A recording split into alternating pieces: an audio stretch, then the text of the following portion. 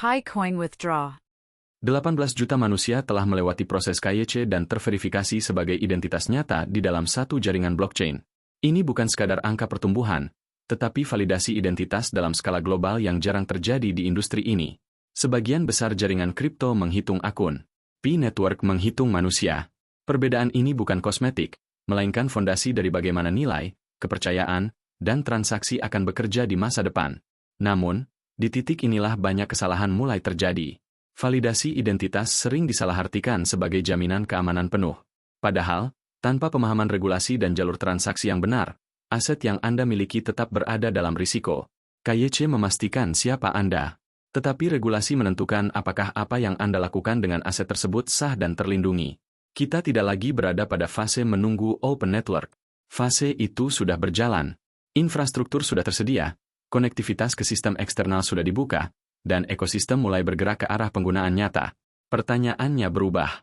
Bukan lagi kapan bisa digunakan, tetapi bagaimana Anda menggunakannya dengan benar.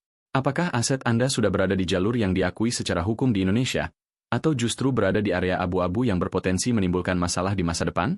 Sebelum membahas bagaimana aset tersebut dapat dikonversi menjadi rupiah, ada satu urgensi teknis yang tidak bisa diabaikan. Pi Mainnet sedang melakukan transisi ke protokol 22 dengan batas waktu 27 April. Bagi pemilik node, ini adalah titik penentu. Pembaruan ini bukan sekadar peningkatan sistem, tetapi syarat agar tetap terhubung dengan jaringan utama. Gagal melakukan pembaruan berarti keluar dari konsensus, kehilangan sinkronisasi data, dan pada akhirnya tidak lagi berkontribusi dalam stabilitas transaksi di jaringan. Protokol 22 berfungsi sebagai fondasi sinkronisasi dan keamanan. Setiap transaksi yang terjadi di jaringan bergantung pada keseragaman versi protokol yang digunakan oleh node. Tanpa itu, integritas sistem tidak dapat dijamin. Ini bukan hanya isu teknis, tetapi bagian dari keamanan menyeluruh yang akan mempengaruhi setiap langkah likuiditas yang akan kita bahas. Video ini tidak akan memberikan janji instan, tidak akan membahas harga tanpa dasar, dan tidak akan mengarahkan Anda pada jalur tidak resmi. Fokus kita adalah fakta yang dapat diverifikasi. Kita akan membedah jalur likuiditas secara teknis dan legal, dimulai dari wallet Pi di Mainnet, menuju bursa kripto yang berada dalam daftar putih regulator di Indonesia, hingga akhirnya sampai ke rekening bank lokal. Kita juga akan mengaitkan semua ini dengan standar regulasi global seperti MiCA, yang menjadi acuan dalam membangun aset kripto yang transparan, terstruktur, dan dapat diterima dalam sistem keuangan yang lebih luas. Karena pada akhirnya, nilai sebuah aset tidak hanya ditentukan oleh harga, tetapi oleh kepastian hukum dan kejelasan penggunaannya. Tujuan dari pembahasan ini sederhana namun krusial. Memastikan bahwa hasil dari aktivitas Anda selama bertahun-tahun tidak hilang karena kesalahan langkah, asumsi yang keliru, atau mengikuti jalur yang tidak diakui secara resmi. Di fase ini, ketelitian jauh lebih penting daripada kecepatan. Sekarang, kita masuk ke fondasi yang menentukan apakah aset Anda benar-benar aman, atau hanya terlihat aman di permukaan.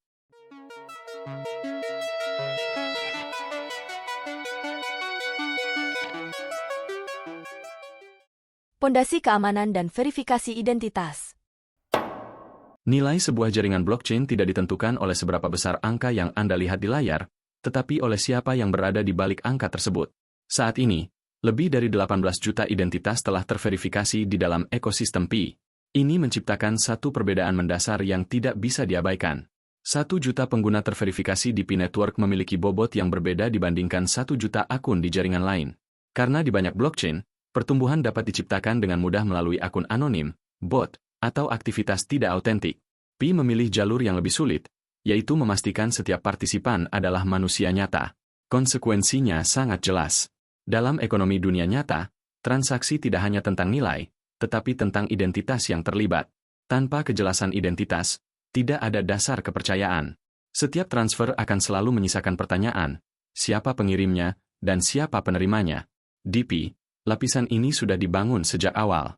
Kepercayaan tidak bergantung pada anonimitas, tetapi pada verifikasi. Namun, keamanan tidak berhenti pada identitas. Ia harus dilengkapi dengan kepastian hukum. Pi Network mengarahkan pengembangannya agar selaras dengan standar regulasi global seperti MiCA atau Markets in Crypto Assets dari Uni Eropa. Standar ini menetapkan kerangka transparansi, perlindungan pengguna, dan tata kelola yang jelas untuk aset kripto. Dengan pendekatan ini, Pi tidak diposisikan sebagai sekadar aset digital tanpa arah, tetapi sebagai sistem yang dipersiapkan untuk beroperasi dalam lingkungan yang diatur. Implikasinya langsung. Ketika sebuah aset mengikuti standar regulasi yang ketat, Ia memiliki peluang lebih besar untuk terintegrasi dengan sistem keuangan resmi, termasuk di Indonesia yang saat ini semakin memperketat pengawasan terhadap aset digital. Artinya, jalur yang Anda gunakan ke depan tidak hanya harus aman secara teknis, tetapi juga dapat dipertanggungjawabkan secara hukum. Namun, semua fondasi ini tidak akan melindungi Anda jika aspek teknis di tingkat pengguna diabaikan. Keamanan aset tetap berada di tangan Anda sendiri. Masih banyak pioner yang menunda penyelesaian mainnet checklist, padahal setiap langkah di dalamnya adalah mekanisme kontrol untuk memastikan koin benar-benar berpindah ke blockchain tanpa kesalahan. Checklist ini bukan formalitas, melainkan sistem verifikasi berlapis yang menentukan apakah aset Anda benar-benar berada di mainnet atau hanya terlihat demikian. Perhatikan juga proses migrasi kedua. Ini adalah tahap lanjutan bagi mereka yang sudah memiliki saldo di mainnet, namun masih memiliki koin tambahan dari aktivitas sebelumnya atau hasil penambangan terbaru yang belum berpindah. Tanpa mengikuti proses ini, sebagian aset Anda akan tetap tertahan dan tidak dapat digunakan dalam ekosistem yang sedang berkembang. Dalam sistem berbasis blockchain, kesalahan kecil tidak memiliki ruang toleransi. Tidak ada pihak yang bisa mengembalikan aset yang hilang akibat kelalaian. Karena itu, setiap indikator dalam mainnet checklist harus Anda pastikan selesai dan valid. Status berwarna hijau bukan sekadar tampilan, tetapi bukti bahwa Anda telah melewati seluruh prosedur yang diperlukan. Di tahap ini, keamanan bukan lagi konsep abstrak. Ia adalah kombinasi antara identitas yang terverifikasi, kepatuhan terhadap regulasi, dan disiplin teknis dari setiap pengguna. Tanpa ketiganya, fondasi yang terlihat kuat di permukaan bisa runtuh dalam praktiknya. Jalur likuiditas, dari Pi ke rupiah. Transisi dari kepemilikan aset digital menuju likuiditas nyata tidak dimulai dari tombol jual, tetapi dari pemahaman terhadap infrastruktur jaringan itu sendiri. Di dalam ekosistem Pi, fondasi tersebut dibangun melalui desain token yang mencakup integrasi decentralized exchange dan mekanisme automated market maker. Ini bukan fitur tambahan, melainkan mekanisme inti yang memungkinkan pertukaran nilai terjadi secara terstruktur di dalam jaringan sebelum berinteraksi dengan sistem eksternal. Melalui DEX dan AMM, harga tidak ditentukan secara acak, tetapi melalui keseimbangan likuiditas yang dijaga oleh algoritma. Artinya, nilai tukar terbentuk dari interaksi permintaan dan ketersediaan di dalam ekosistem. Di tahap ini, koin Pi mulai memiliki fungsi ekonomi secara teknis, bukan sekadar angka yang tersimpan di dompet. Ini adalah fase di mana nilai mulai bergerak, meskipun masih berada dalam ruang lingkup jaringan. Namun, perpindahan dari nilai digital menuju rupiah tidak bisa dilakukan sembarangan. Di Indonesia, setiap aktivitas terkait aset keuangan digital berada dalam pengawasan regulator. Otoritas Jasa Keuangan telah menegaskan bahwa hanya platform yang masuk dalam daftar resmi yang dapat digunakan untuk transaksi yang sah. Ini bukan sekadar aturan administratif, tetapi mekanisme perlindungan. Tanpa melalui jalur ini, aset Anda berisiko dibekukan, ditolak, atau bahkan dikategorikan sebagai transaksi yang melanggar ketentuan. Alur likuiditas yang aman harus mengikuti urutan yang jelas dan tidak boleh dilompati. Aset Anda dimulai dari wallet Pi di mainnet. Dari sini, pergerakan menuju ekosistem eksternal harus melalui jalur resmi yang disediakan oleh jaringan, seperti integrasi DEX atau mekanisme penghubung yang diakui. Setelah berada di platform yang sesuai dengan regulasi, barulah proses konversi ke rupiah dapat terjadi melalui pasar perdagangan yang diawasi. Tahap berikutnya adalah penarikan ke sistem perbankan. Setelah aset dikonversi menjadi saldo rupiah di platform yang berizin, Anda dapat memindahkannya ke rekening bank lokal. Disinilah proses likuiditas selesai, dari aset digital menjadi dana yang dapat digunakan secara langsung dalam sistem keuangan sehari-hari. Penting untuk dipahami bahwa setiap tahapan ini memiliki fungsi kontrol. Tidak ada langkah yang bersifat opsional jika Anda ingin menjaga keamanan dan kepatuhan. Melewati satu saja dari tahapan ini berarti membuka celah risiko yang tidak dapat diperbaiki. Di tengah proses yang terstruktur ini, akan selalu muncul alternatif yang terlihat lebih cepat. Tawaran pencairan instan, jalur tidak resmi, atau perantara yang menjanjikan kemudahan tanpa prosedur adalah pola yang berulang. Disinilah sebagian besar kerugian terjadi. Sistem keamanan Pi menempatkan kendali penuh pada pemilik dompet melalui pasprase. Ini adalah satu-satunya kunci akses. Tidak ada mekanisme pemulihan jika kunci ini diberikan kepada pihak lain. Memberikan pasprase, dalam konteks apapun, berarti memindahkan kepemilikan aset secara langsung. Tidak ada verifikasi tambahan, tidak ada perlindungan lanjutan. Sekali akses diberikan, seluruh isi dompet dapat dipindahkan tanpa batas. Ini bukan potensi risiko, tetapi konsekuensi pasti. Karena itu, prinsip utama dalam jalur likuiditas adalah disiplin terhadap sistem resmi. Proses yang terlihat lebih panjang sebenarnya adalah lapisan perlindungan. Setiap verifikasi, setiap regulasi, dan setiap tahapan teknis dirancang untuk memastikan bahwa aset Anda tidak hanya bisa dicairkan, tetapi juga aman dan sah secara hukum. Kecepatan tanpa kepastian adalah risiko. Kepatuhan dengan proses adalah perlindungan. Di fase ini, pilihan Anda akan menentukan apakah aset yang Anda miliki benar-benar menjadi nilai, atau justru hilang sebelum sempat dimanfaatkan. Utilitas dan masa depan, bukan sekadar exit. Pandangan bahwa cryptocurrency hanya berfungsi sebagai aset untuk dijual adalah penyederhanaan yang berbahaya. Dalam konteks P-Network, pendekatan tersebut justru bertentangan dengan arah pengembangannya. Ekosistem ini tidak dibangun untuk mendorong arus keluar menuju fiat secepat mungkin, tetapi untuk menciptakan aktivitas ekonomi yang berkelanjutan di dalam jaringan itu sendiri. Melalui inisiatif seperti P-Ventures dan pengembangan proyek OpenMind, arah yang dibangun sangat jelas.